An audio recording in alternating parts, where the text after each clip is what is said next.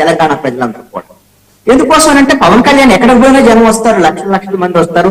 ఆయన cinema actor, అదేవిధంగా రాజకీయ నాయకుడు కూడా. జనానికి వచ్చినటువంటి ఇబ్బంది ఏం లేదు, కానీ నిరంతరంగా వస్తారు. ఈ రోజున ఎందుకు అంటే మొన్నటికి మొన్న పవన్ కళ్యాణ్ విషయంలో ఏదో కోనసీమకు సంబంధించినటువంటి చెట్లు దెబ్బతింటున్నాయి అనేటువంటి దాని మీద తెలంగాణకు సంబంధించినటువంటి ప్రస్తావన చేశారని తెలంగాణ వాళ్ళందరూ విమర్శించారు. కానీ అదే తెలంగాణ గడ్డ మీద ఈ రోజున ప్రజలందరూ, అదేవిధంగా కొంతమంది రాజకీయ నాయకులు కూడా పవన్ కళ్యాణ్ ఈ కార్యక్రమాన్ని ఆహ్వానిస్తూ కూడా కొన్ని ఫ్లెక్సీలు ఏర్పాటు చేయడం ఇవన్నీ కూడా చూసాం. అంటే ఆంధ్రప్రదేశ్ లోనే కాదు, తెలంగాణలో కూడా పవన్ కళ్యాణ్ ఉన్న ఫాలోయింగ్ ని మనం ఖచ్చితంగా అది రాజకీయాల్లో కీలకమైనటువంటి అంశమే. అయితే మీరు తీసుకొచ్చినటువంటి ప్రస్తావన ఏదైతే పవన్ కళ్యాణ్ కు జరిగినటువంటి ఆ ప్రమాదం, దాని నుంచి తప్పించుకోవటము, ఇవన్నీ అంశాలు ఒకటి నేను చెప్పగలనండి. మనము రాజకీయ నాయకుడుగా ఉన్నప్పుడు ఒక రకంగా వ్యవహరించవచ్చు, అదేవిధంగా సినిమా యాక్టర్ గా ఉన్నప్పుడు ఇంకో రకంగా వ్యవహరించేదానికి అవకాశం ఉండొచ్చు. కానీ బాధ్యతాయుతమైనటువంటి పదవుల్లో ఉన్నప్పుడు మరింత బాధ్యతగా వ్యవహరించాల్సినటువంటి అవసరం, ఆవశ్యకత ఉంటుంది. ఈ రోజున డిప్యూటీ సీఎం గా ఉన్నటువంటి పవన్ కళ్యాణ్ ఆ విధంగా కారు మీద నుంచొని ఆ విధంగా విన్యాసాలు చేయటం అనేటువంటిది ఒక పనికి మాలినటువంటి చర్య. ఇది పవన్ కళ్యాణ్ తప్పు. ఆ విధంగా నుంచోటము, కారు మీద నుంచోటం, ఇతన్ని చూసి చాలా మంది ఫాలో అవుతూ ఉంటారు. ఇతన్ని చాలా మంది యువకులు, వాళ్ళ ఫ్యాన్స్ లేక జన సైనికులు వాళ్ళందరూ ఫాలో అవుతారు. ఈ విధంగా కారు మీద ఎక్కి కారు మీద నుంచొని ఏదో ప్రమాదం జరగబోయింది అని సింపతి వచ్చేటువంటి విధంగా ఇలాంటి ప్రయత్నాలు చేయడం మంచిది కాదు. ఇలాంటి విన్యాసాలు మానుకోవాలి. దీని మీద సింపతి రాదు. ఇది సింపతి కావాలని కోరుకోవటం కూడా తప్పు. ఒకవేళ పవన్ కళ్యాణ్కి ఏమైనా అయిందనుకోండి, ఇది చాలా అది ఒక డిప్యూటీ సీఎం ఆంధ్రప్రదేశ్ ప్రజలు కూడా బాధపడతారు కదా.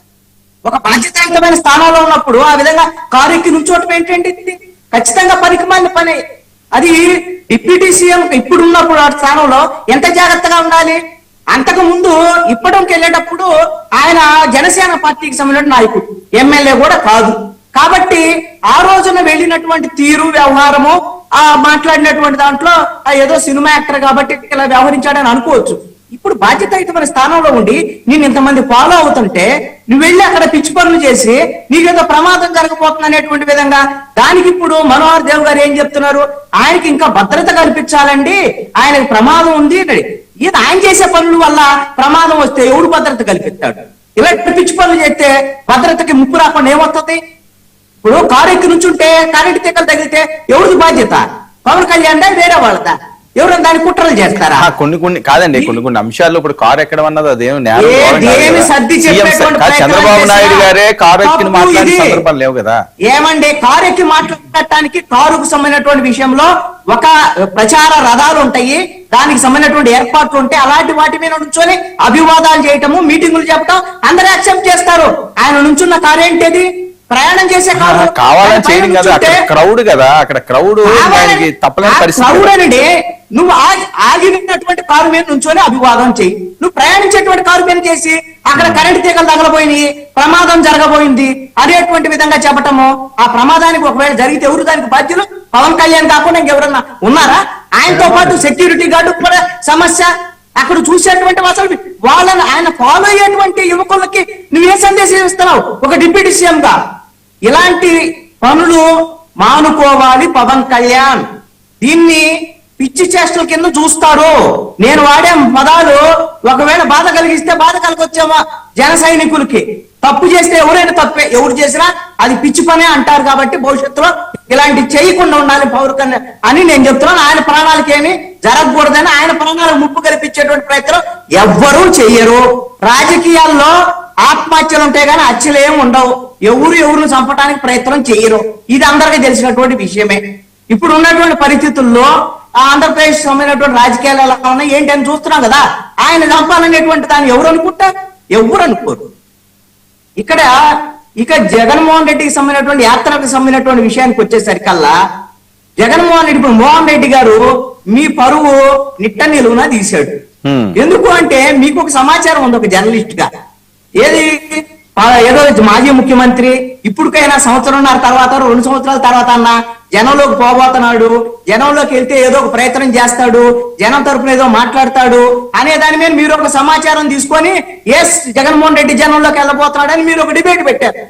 మొత్తానికి అసలు వైఎస్ఆర్ కాంగ్రెస్ పార్టీ జగన్మోహన్ రెడ్డి ఆ తాడేపల్లి వస్తే తాడేపల్లి లేదంటే బెంగళూరు ఆ 2 ఇళ్ళు దాటి జనంలోకి రాడు అని ఎప్పుడు వస్తుందో తెలియదు, ఆ ముహూర్తం ఏందో వ్యవహారం ఏందో తెలియదు. మాట్లాడితే జనంలోకి వచ్చి విజయవాడలోనే 450 సార్లు అందుకనే చెప్తున్నాను జగన్మోహన్ రెడ్డి ఇప్పటి వరకు సంవత్సరం 9 నెలల కాలంలో నేను చాలా సార్లు చెప్పాను, జగన్మోహన్ రెడ్డి జైలు యాత్రలు చేశాడు తప్ప జనం కోసం జనంలోకి వచ్చినటువంటిది లేదు. జగన్మోహన్ రెడ్డి రైతుల కోసం 4 ర్యాలీలు చేశాడు, 4 ర్యాలీల్ని అప్రిషియేట్ చేస్తున్నారు. అలాంటి విషయాల్లో కనీసంగా అలాంటి ప్రయత్నం చేస్తే జగన్మోహన్ రెడ్డికి భవిష్యత్తు కానీ 4 అంటే 4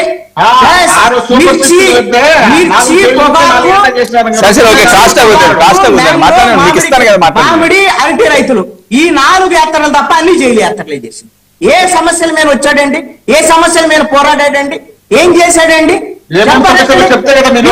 ఇంకొకటి నేను చెప్తాను వినండి, చెప్తా వినండి. మీరు వర్మ గారు ఆయన సంవత్సరంన్నర నుంచి ఈ సంవత్సరం 9 నెలల కాలం నుంచి ఎన్ని ముహూర్తాలు పెట్టాడు?